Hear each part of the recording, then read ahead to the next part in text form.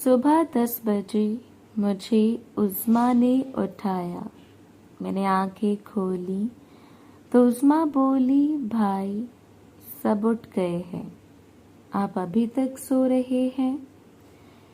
پھر عظمیٰ تھوڑا نیچے ہو کر میرے کان میں بولی، بھائی کہیں آپ رات بھر جاگتے تو نہیں رہے؟ میں نے اس کی بات سن کر اس کو چٹکی کاٹی اور مسکرا دیا۔ میں نے اٹھ کر دیکھا تو سب اٹھے ہوئے تھے اور آپس میں باتیں کر رہے تھے۔ میری نظر عالیہ پر پڑی تو میں نے آنکھوں میں اس سے پوچھا کہ سب ٹھیک ہے؟ تو اس نے پلکیں نیچے کر کے اشارہ کیا کہ ہاں سب ٹھیک ہے۔ اس کے بعد تقریباً 12 بجے ہم نے ناشتہ کیا۔ آج بارش نہیں ہو رہی تھی لیکن آسمان پر کافی بادل تھے۔ ابھی ناشتہ کر کے فارغ ہی ہوئے تھے کہ مینیجر آ گیا اور کہنے لگا کہ سر، اگر آپ نے کیمپنگ کے لیے پہاڑی پر جانا ہے تو ابھی چلے جائیں، اگر بارش دوبارہ شروع ہو گئی تو پھر آپ لوگوں کا جانا مشکل ہو جائے گا۔ سامان تو ہم نے اپنا پہلے سے ہی تیار کر کے رکھا ہوا تھا، اس لیے میں نے مینیجر کو کہا کہ ہمیں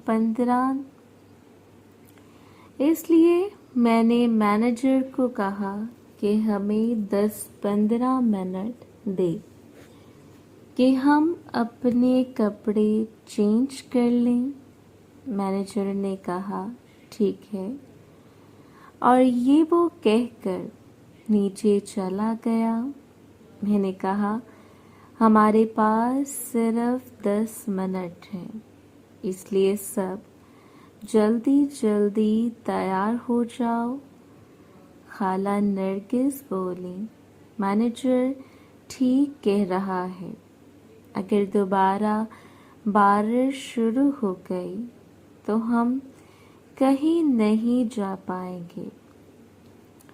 میں نے باجی حدیقہ سے کہا کہ آپ سب لڑکیوں کو دیکھیں اور جلدی سے ان کی تیاری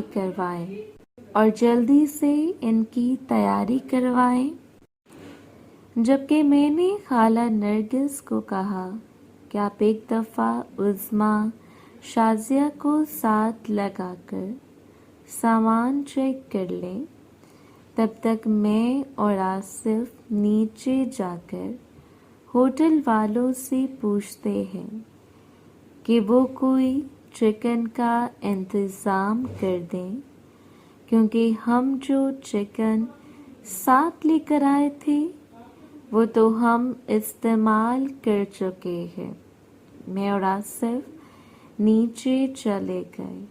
نیچے مینیجر تھا، ہمیں دیکھ کر پوچھنے لگا کہ سر آپ ریڈی ہیں؟ میں نے کہا آپ سے ایک چھوٹا سا کام ہے کہ ہم جو چکن لے کر آئے تھے وہ تو ہم نے استعمال کر لیا، کیا یہاں سے چکن مل سکتا ہے؟ تو وہ مسکرا کر بولا، سر آپ کو کتنا چاہیے؟ تو ہم کافی لوگ تھے، میں نے اسے 10 کلو کا کہہ دیا۔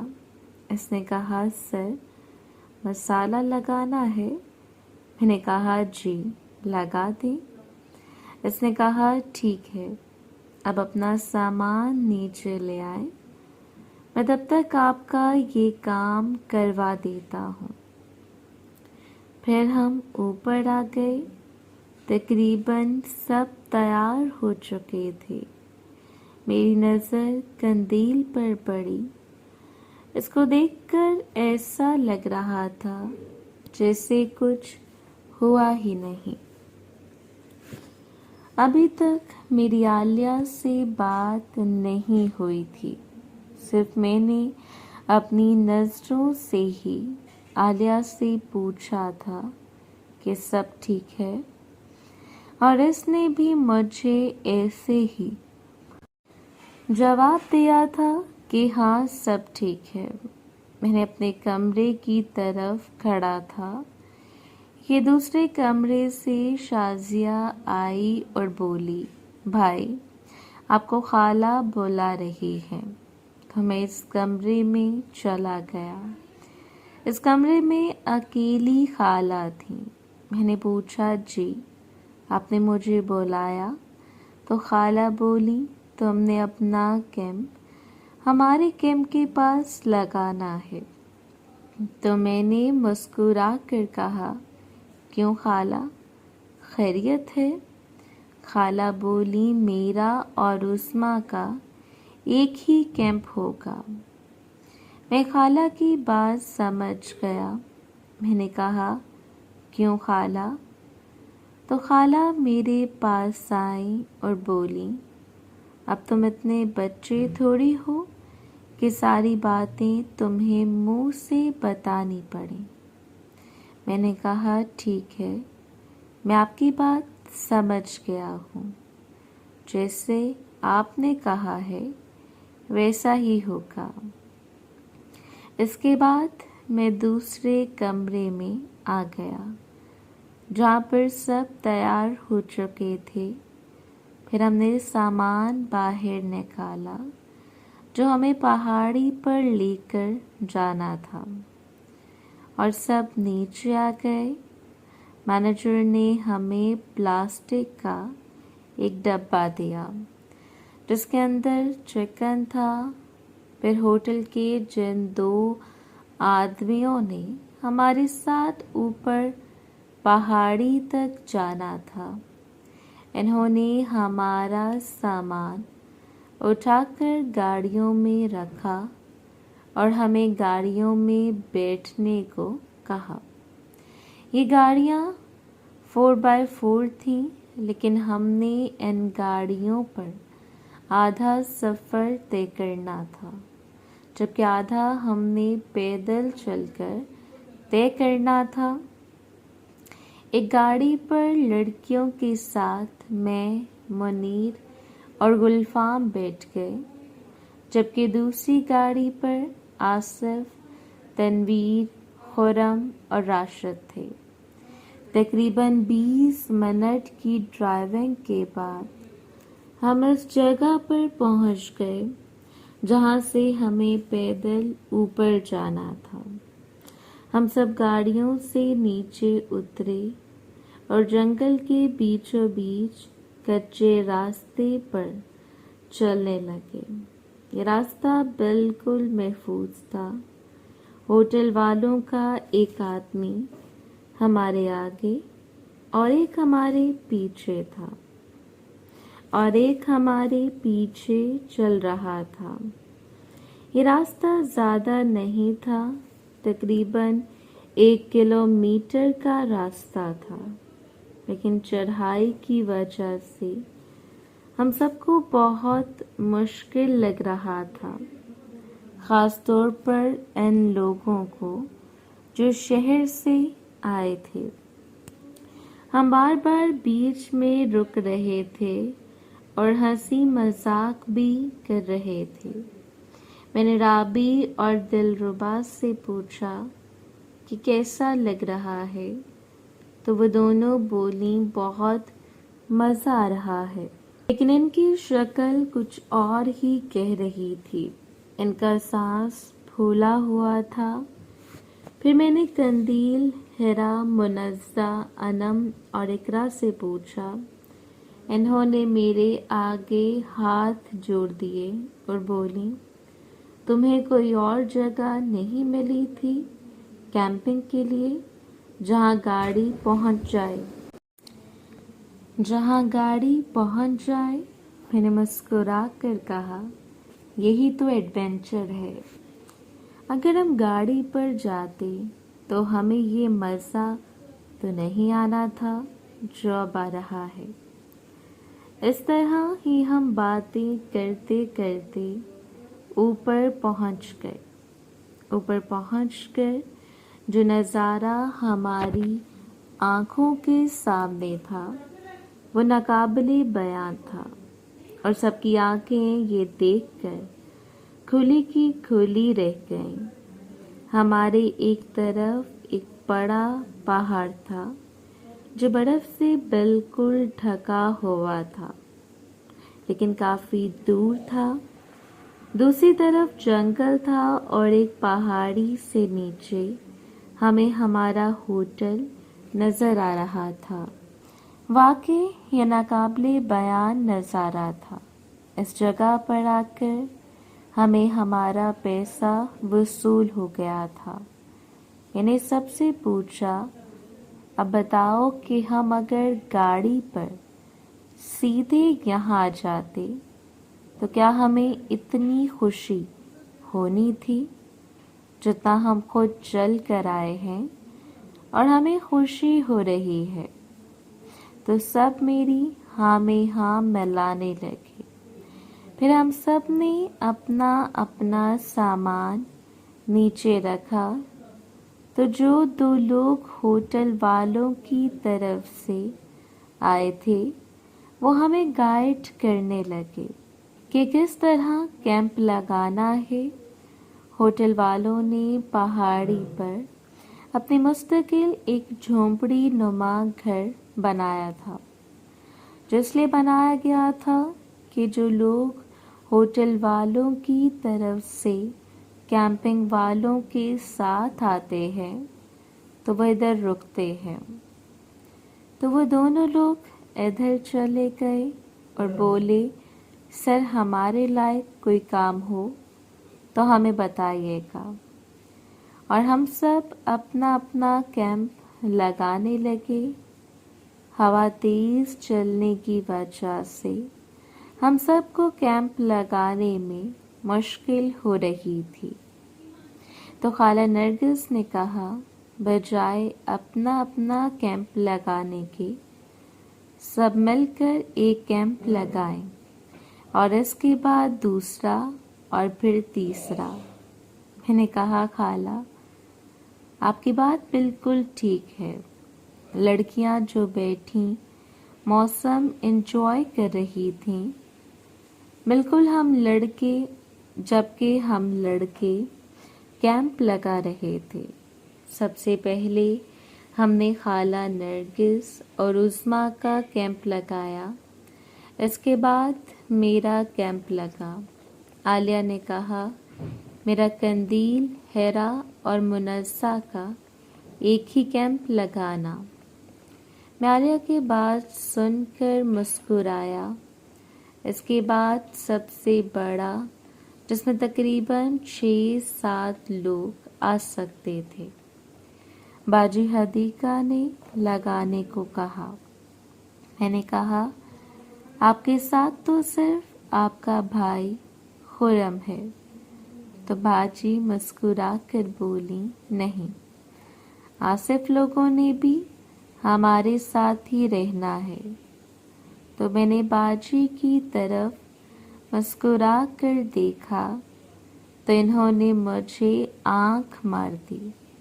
मैं समझ गया कि बाजी हदीका और आसिफ लोगों का ग्रुप एक ही है।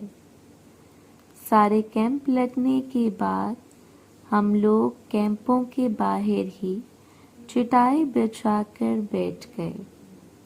मौसम काफ़ी ख़राब था कि कभी भी बारिश आ सकती थी। सर्दी भी काफ़ी थी, लेकिन इतनी नहीं थी कि बर्दाश्त ना हो। हम सब बहुत एंजॉय कर रहे थे। हमें बैठे अभी थोड़ी देर हुई थी कि वो 2 लड़के जो होटल वालों की तरफ से हमारे साथ आए थे, वो अपने झोंपड़ी से बाहर आए। इनके हाथ में कुछ लाइटें थीं تو انہوں نے ہماری اجازت سے وہ لائٹیں لگانا شروع کر دیں اور تقریباً 10 منٹ میں وہ لائٹیں لگا کر دوبارہ جھونپڑی میں چلے گئے۔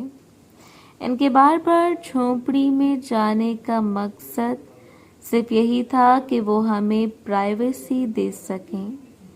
شام 7 بجے کے قریب خالہ نرگس نے کہا کہ ندیم، اب ہمیں اپنی باربیکیو پارٹی شروع کر دینی چاہیے کہ موسم کا کوئی پتہ نہیں ہے۔ اور پھر ہم نے باربیکیو کا سارا سامان نکالا اور پارٹی شروع کر دی جو رات 10 بجے تک چلتی رہی۔ جو لوگ ہوٹل کے ہمارے ساتھ آئے تھے، ہم نے کھانا ان کو ان کی جھونپڑی میں دے دیا۔ اس کے بعد تقریباً 11 بجے تک ہم بیٹھ کر باتیں کرتے رہے۔ پھر سردی کافی ہونے کی وجہ سے سب اپنے اپنے کیمپوں میں جانے لگے۔ اصل فلم تو اب شروع ہونے والی تھی۔ میں اپنے کیمپ میں جا کر لیٹ گیا، لیکن مجھے خالہ کی بات بھی یاد تھی کہ خالہ نے مجھے کہا تھا کہ میرے کیمپ میں ضرور آنا۔ تقریباً 15-20 منٹ انتظار کرنے کے بعد میں نے اپنا کیمپ کھولا اور باہر نکل کر اپنا کیمپ لاک کیا، اور خالہ نرگس اور عظمیٰ کے کیمپ کے پاس آ کر میں نے ان کا کیمپ ہلایا تو اندر سے عظمیٰ کی آواز آئی، کون؟ میں نے کہا میں ہوں۔ تو عظمیٰ نے کیمپ کا پردہ پیچھے کیا اور مجھے اندر آنے کو کہا۔ میں اندر گیا تو خالہ نرگس مجھے دیکھ کر بولی، ندیم، کچھ دیر انتظار کر لیتی کہ سب سو جاتے۔ میں دل میں سوچ کر مسکرایا، خالہ آج کوئی نہیں سوئے گا، اور خالہ کو اپنے ساتھ لگا لیا اور کہا، میری رانی، دوسروں کے بارے میں تم کب سے سوچنے لگی؟ تو عظمیٰ میرے پاس آئی اور بولی، اگر خالہ رانی ہے تو پھر میں کیا ہوں؟ تو میں نے مسکرا کر کہا، تم میری ملکہ ہو۔ اور اس کے بعد ہم تینوں ملاقات کرنے لگے۔ میری ابھی خالہ کی پری کے ساتھ ملاقات 1-2 دفعہ ہوئی تھی جب میں چھوٹا تھا۔ ملاقات ختم ہونے کے بعد خالہ بولی، عظمیٰ، تم شہزادے کے ساتھ کیسے ملاقات کر لیتی ہو؟ تو عظمیٰ مسکرا کر بولی، خالہ، پہلے مجھے بہت ڈر لگتا تھا، لیکن بھائی مجھے بہت پیار کرتے تھے، اس وجہ سے مجھے کبھی محسوس ہی نہیں ہوا۔ خالہ اور عظمیٰ سے ملاقات کرنے کے بعد میں اپنے کیمپ میں واپس آ گیا، لیکن مجھے ابھی بھی بے چینی ہو رہی تھی، اور وہ بے چینی یہ تھی کہ میں دیکھنا چاہتا تھا کہ اس وقت کون ملاقات کر رہا ہے۔ لائٹیں چونکہ بند تھیں، صرف کیمپ کے اندر جو روشنی تھی وہی تھی۔ میں سب سے پہلے جو سب سے بڑا کیمپ تھا، آصف لوگوں کا، وہاں گیا۔ جیسے ہی میں کیمپ کے پاس پہنچا، مجھے کیمپ ہلتا ہوا محسوس ہوا، اور پھر اندر سے آنے والی آوازوں کو سن کر میرے چہرے پر مسکراہٹ آ گئی، کیونکہ وہ آوازیں باجی حدیقہ اور آصف کی تھیں۔ اس طرح عالیہ کے کیمپ میں ملاقات ہو رہی تھی، لیکن جیسے ہی مینم اور اقرا کے کیمپ کے پاس سے گزرا تو مجھے جو آوازیں آئیں وہ میں سن کر حیران رہ گیا۔ انم اور اقرا بھی ملاقات کر رہی تھی۔ میں نے اس موقع کو غنیمت جانا اور جلدی سے اپنی جیب سے بیٹ مین والا ماسک نکال کر پہن لیا اور ادھر ادھر دیکھ کر ان کے کیمپ کے نیچے سے اندر چلا گیا۔